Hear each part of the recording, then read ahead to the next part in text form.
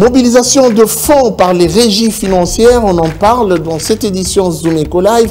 Ah bah oui, on parle des régies financières qui ont su mobiliser en 24 jours pour le mois de novembre 2023. Mesdames et messieurs, merci de rester fidèles et bienvenue à cette édition qui sera consacrée notamment à l'évolution des activités économiques en République démocratique du Congo. Nous allons débuter avec les nouvelles en bref et on se retrouve tout juste après pour le détail.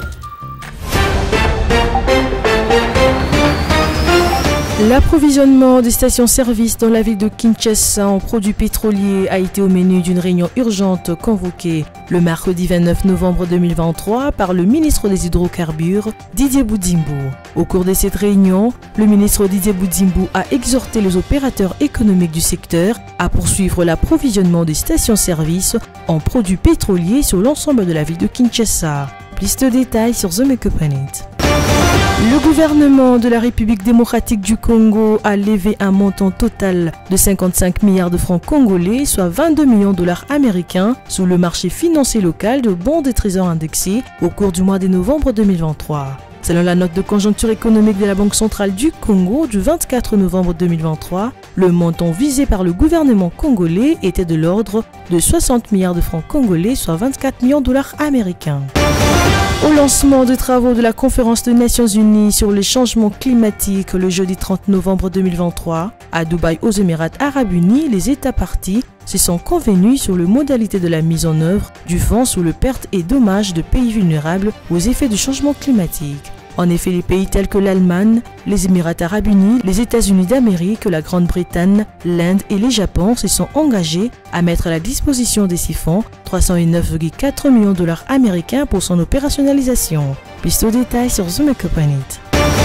Après la République démocratique du Congo, la compagnie minière canadienne Ivanhoe Mines a jeté son dévolu sur l'Angola. Au terme d'un contrat d'investissement minier signé le 23 septembre 2023 avec l'Agence internationale angolaise pour l'exploration de cuivre dans la zone représentant 22,195 km², respectivement dans les provinces de Moxico et Kwandi-Kubango. Plus de détails sur The Make-up Planet. De retour sur ce plateau, c'est pour prendre ce qui nous présente la rubrique chiffres clés. Elle s'appelle Judith Tonamaka. Elle fait son entrée tout de suite après ceci. Suivez.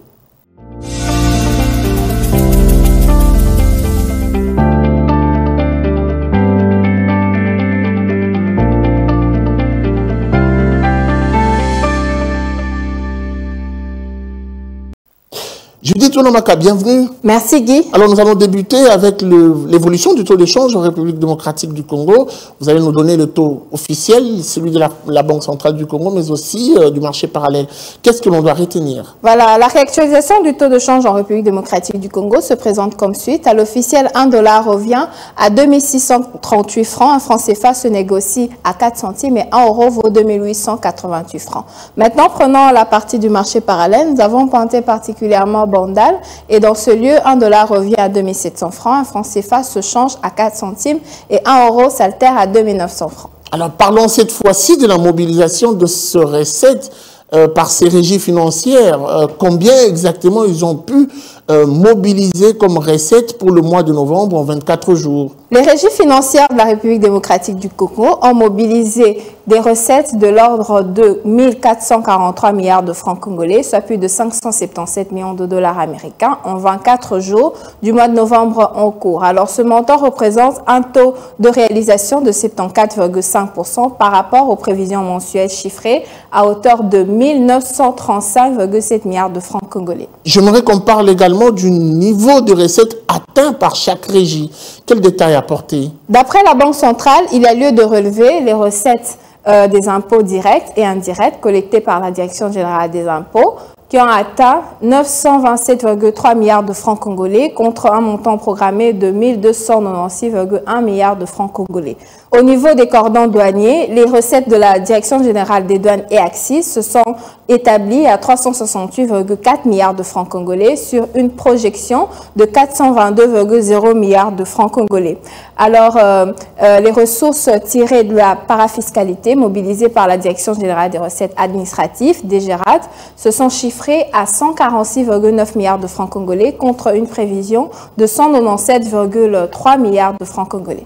Mais alors, on va se quitter, Judith Tonomaka, avec cette question qui est la dernière, qui est dire exactement des dépenses exécutées au cours de cette période. Du côté des dépenses publiques, le taux d'exécution s'est établi à 122,8%, atteignant 2135,4 milliards de francs congolais. Et le décaissement en concernait pour l'essentiel 4 rubriques, à savoir les salaires des agents, les fonctionnaires de l'État, les frais de fonctionnement des institutions et ministères, les subventions et dépenses exceptionnelles dans les élections et opérations sécuritaires. En cumul annuel, au 24 novembre 2023, la balance des opérations financières des États affiche un niveau de réalisation des recettes publiques de 17 178 milliards de francs congolais et des dépenses publiques de l'ordre de 19 719,5 milliards de francs congolais. Merci beaucoup à vous pour ces précisions. Vous étiez donc à la présentation des chiffres clés. Merci à vous, Guy. C'était un plaisir.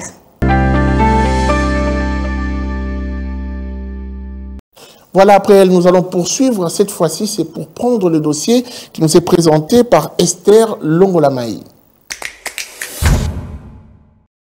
Esther Longolamaï, bienvenue à vous. Merci Guy. Alors avec vous, nous parlons d'Africa Digital Expo 2023 avec les ambitions de la République démocratique du Congo. Mais moi, j'aimerais qu'on comprenne d'abord le concept puisque ça a été dit clairement.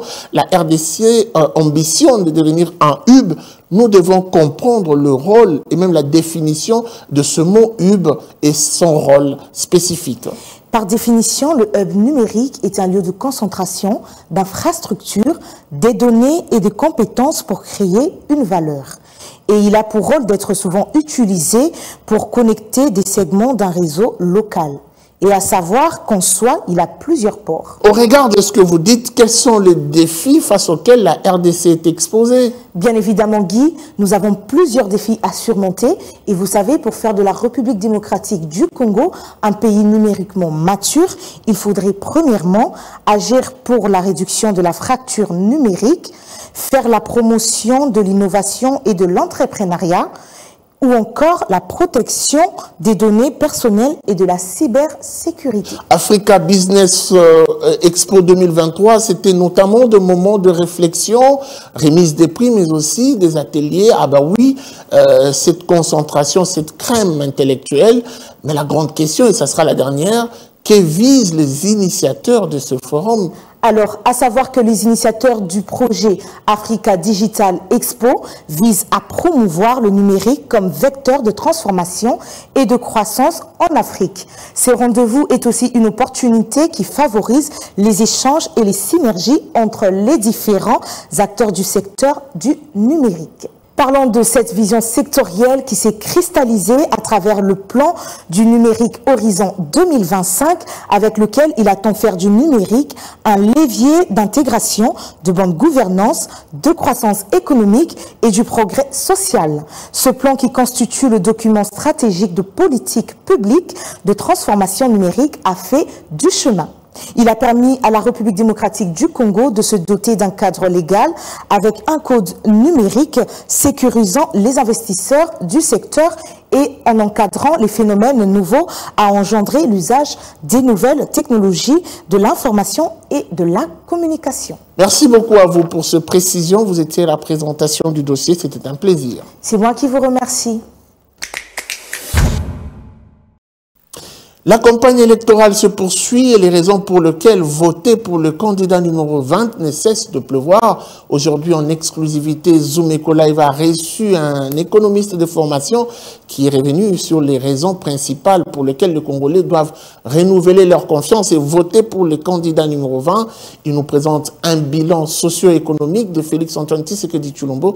Je vous prie de suivre cet extrait choisi. On se retrouve juste après. Nous défendons bec et ongle son bilan et son discours puisqu'il a réussi et il a mis le pays sur la voie utile et nécessaire et indispensable au développement. Il s'agit effectivement des grandes idées qu'il a lancées pour permettre au pays de revenir dans le concert de nations, de se montrer compétitif et de créer des bases pour une relance de l'économie, de l'emploi et de tout ce qui va avec le pouvoir d'achat, ainsi de suite. 5 millions d'enfants congolais qui étaient sacrifiés, qui étaient dévoués à l'échec, à l'obscurantisme, à une médiocrité intellectuelle, au banditisme, des gens qui étaient sans avenir, qui n'avaient pas accès à l'école, sacrifiés, qui ne pouvaient pas avoir une éducation de base, une instruction, qui ne pouvaient pas être intellectuels, lettrés. 5 millions d'enfants congolais ont, grâce au chef de l'État, aujourd'hui, accès à l'école. 5 millions, c'est la population du Congo d'en face, presque. 5 millions dépassent la population du Togo, dépassent la population du Gabon. C'est cela que nous étions en mesure dans ce pays, avec le régime passé, de sacrifier. Grâce au président Tshisekedi, 5 millions d'enfants passent à la lumière, peuvent être instruits, peuvent étudier. C'est un bilan extraordinaire du point de vue de la République. Les Koulouna, tout ce que vous voyez ici, vous avez vu combien de Koulouna sont allés à Kanyamaka CC, qui sont devenus des bâtisseurs, qui permettent au pays de faire de l'agriculture, qui construisent, qui ont un métier. 5 millions. C'est la moitié de la population de la Belgique. Ce sont des pas importants pour le pays, qui démontrent la volonté et qui démontrent la réussite du chef de l'État. À ne pas négliger, puisque ce sont des choses qui n'ont jamais été faites. Ce sont des miracles. Félix Tshisekedi est un ange. Vous savez, les grandes difficultés que ce port de Matadi et de Boma, ce qu'ils ont subi avec le régime passé, les ports privés, qui ont asséché les caisses de l'ONATRA et les caisses de la République, en créant une cessation d'activité sans précédent à Matadi. Mais grâce au président Félix, ce port est habilité. Le chemin de fer a repris de son activité. Le FPI d'aujourd'hui constitue un instrument puissant de souveraineté nationale, en ayant financé des grandes entreprises, des ponts, en l'occurrence, par exemple, à Kisangani, 2 grands ponts grâce au FPI. Dans le Kivu, la sucrerie du Kivu a été relancée après 25 ans de cessation d'activité. 3000 travailleurs. Le FPI a aujourd'hui financé des entreprises qui fabriquent des câbles de cuivre, qui fait le recyclage des huiles usées et qui sont dans les batteries. Le FPI constitue aujourd'hui la vraie valeur de souveraineté nationale. Le président a voulu que chaque Congolais malade aille à l'hôpital et ait accès aux soins. Sur ce point précis, je voudrais aussi insister sur la gratuité de la maternité ou la maternité gratuite. Le 30 juin 2022, le président Tshisekedi a voulu, par sa décision, par son orientation, que cette gratuité de la maternité soit lancée. Le 30 juin 2022. Ça a commencé avec un petit budget de 10 millions, qui fut un succès. En 2023, on y a affecté 42 millions de dollars. Nos mamans seront prises en charge pour la naissance des enfants. Les consultations prénatales, les consultations postnatales et la planification, c'est-à-dire le planning familial. Ce qui n'a jamais été fait dans ce pays, c'est qu'il y a un point très remarquable qui démontre la supériorité de M. Tshisekedi en termes de vision lumineuse et éclairée. Il s'agit effectivement des grandes idées qu'il a lancées pour permettre au pays de revenir dans le concert de nations, de se montrer compétitif et de créer des bases fondamentaux pour une relance de l'économie, de l'emploi et de tout ce qui va avec le pouvoir d'achat, ainsi de suite. Pour toutes les raisons que j'ai données, à savoir, le président a mis en œuvre une politique socio-économique importante qui a permis à notre ministère des Finances de relever notre budget national à 16 milliards de dollars, ce qui est une augmentation exponentielle jamais faite et jamais vécue.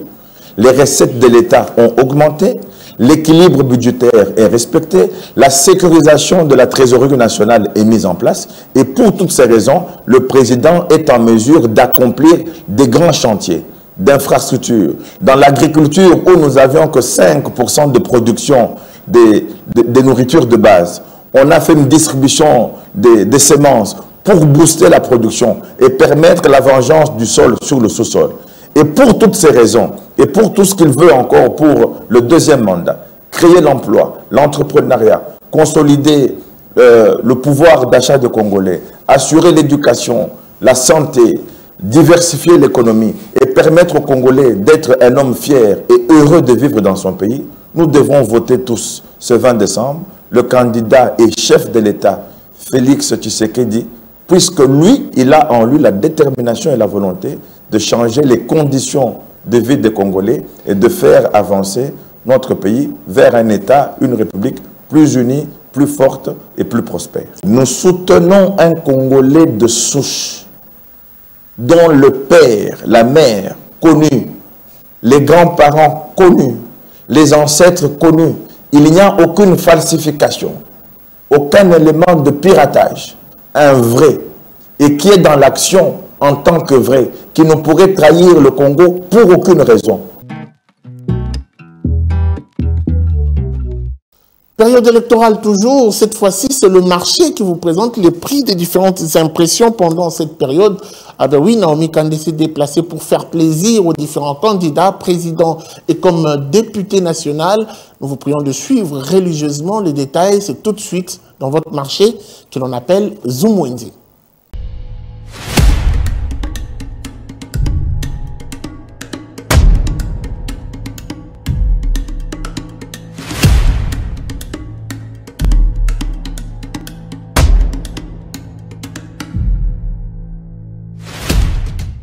Pendant cette période électorale, pour mettre en avant les valeurs d'un candidat, il est important d'utiliser le support d'impression. Voilà pourquoi Zumwende visite l'un des imprimeries de la ville pour vous présenter le tarif d'impression dans différents supports. Allons en savoir plus sur ces prix et on se retrouve juste après.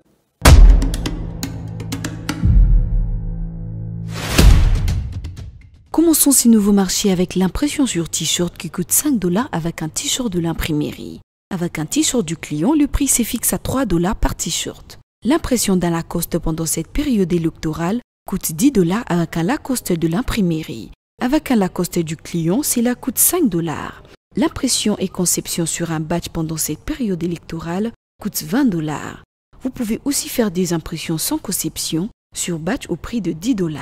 2 $ est le prix fixé d'une impression sur chapeau du client. Avec un chapeau de l'imprimerie, le prix se fixe à 3 $.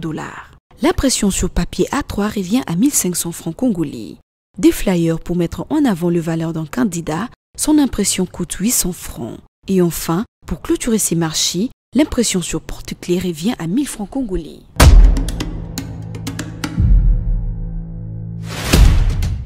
Merci de nous avoir suivis sur Zumwende et restez connectés sur Zoom Eco Live.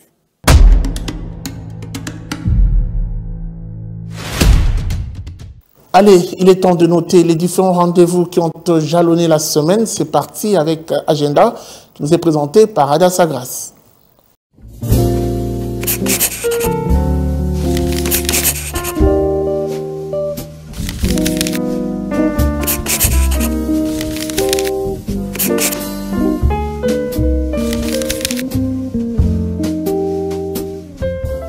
Bienvenue à l'agenda. Voici les entrées du jour. La 28e conférence de parties sur les climats de l'ONU, COP28, se déroulera du 30 novembre jusqu'au 12 décembre prochain à Dubaï. Cette activité mettra un accent particulier sur le premier Global Stocktake, bilan mondial, la transition énergétique et la solidarité entre le pays du Nord et les pays du Sud. À présent, Elaïs Consult organise à son tour une nouvelle session Business Coaching en ligne qui commencera du 4 jusqu'au 8 décembre prochain des 19h à 21h et sera axée sur les thèmes « Construire un business model gagnant ». Cette fois-ci, le 6e congrès des économistes africains se déroulera en Zambie du 6 au 8 décembre prochain et sera axé sur « Financer les développements de l'Afrique au-delà des crises ». Et pour finir, le sommet africain édition 2023 se tiendra au Maroc du 6 au 8 décembre 2023 au rapport thème Construire des champions économiques africains. Merci de nous avoir suivis. Au revoir.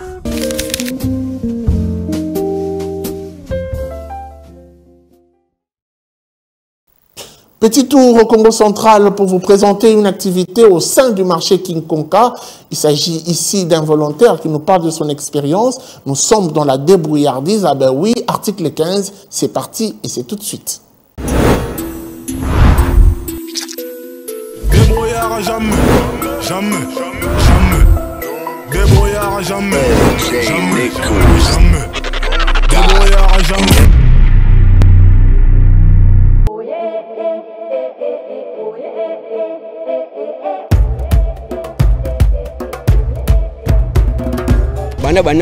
Ça fait déjà 2 ans. Nate kaka bitambala o bomona ezali kopi na o na lelaka o eboko la ngai tango no sopi na lukaka na kopi o.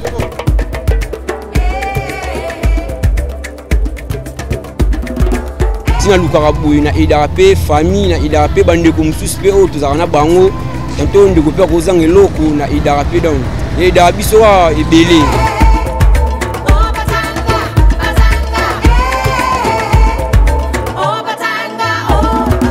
Là, nous sommes tout d'abord pour nous salango parce que nous avons avantage belé et puis ça a bon mais c'est là besoin on a parce que la ligne qu'on vend de tegna ça apparaissait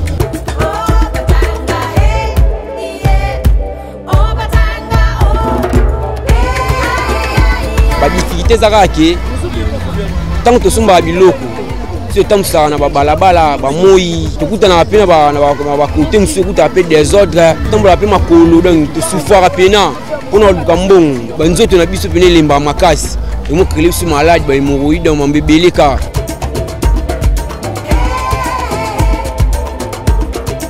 ba lo kanga no singa na gouvernement congolais ba sunga biso ba jeune parce que biso ba jeune belé to tanga mais tu ba classe misala pene zalité ata misala ya grave ba bureau te mais to ba créer biso ata ba usine ata ba compagnie pour que biso ba jeune boto sala mais si boto te ka ba fula na ba nzela ba minimiser biso tanto ba mona biso tanga te mais to ba to tangi alors to singa kana gouvernement asunga biso batila biso ba misala ata maboko zaka misala o biso ba jeune fito sala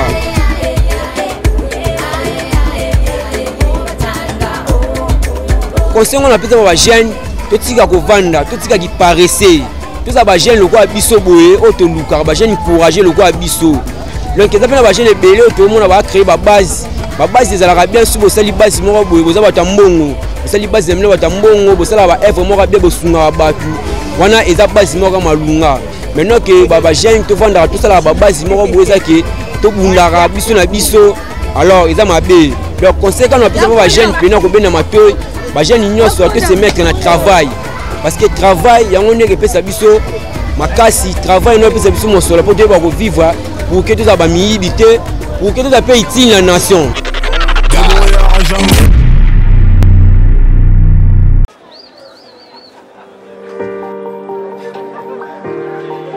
Dans les détails du marché, nous avons appris à vous connaître, à vous comprendre et vous apporter plus de lumière. Désormais, avec vous, c'est parti pour un voyage de rêve vers une destination meilleure.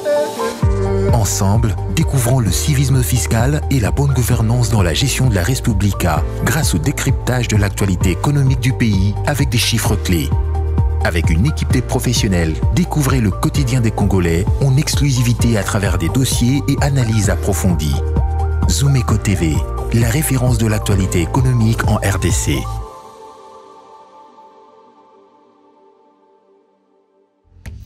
Voilà, c'en est fini pour aujourd'hui. Merci de nous avoir suivis et la suite, c'est sans doute au prochain numéro avec le même plaisir. Au revoir et à très vite.